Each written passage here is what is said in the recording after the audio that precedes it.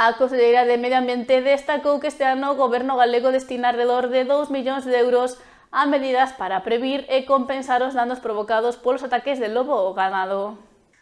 Durante a súa visita a unha explotación de cría equina no Monte Coirego, lembrou que segue aberto o prazo para solicitar axudas destinadas á instalación de valados fixos, pastores eléctricos e cercas móviles electrificadas, así como para a adquisición e mantemento de cans protectores do gando ou a contratación de persoas coidadoras.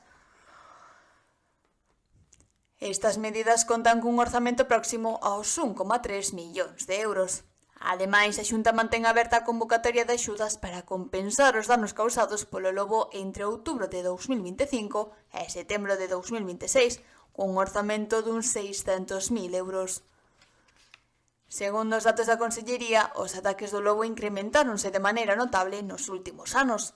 En 2024 e 2025 rexistrouse unha media de máis de 2.000 avisos anuais, un 72% máis que en 2021.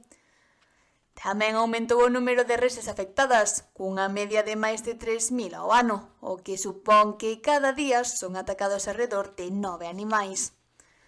A conselleira criticou a falta de apoio do Goberno central e denunciou que o Estado debe a Galicia 12 millóns de euros para compensar os danos do lobo correspondentes a varios exercicios.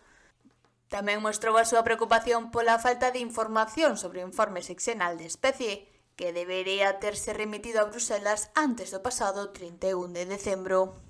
Así que reivindicacións, primeiro, que se nos convoque a conferencia sectorial ás distintas comunidades autónomas.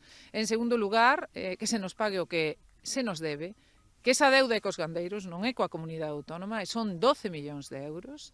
E, en terceiro lugar, que prime a sensatez de todos os galegos e galegas, a sensatez dos que viven na cidade e nos que viven nun pequeno pobo.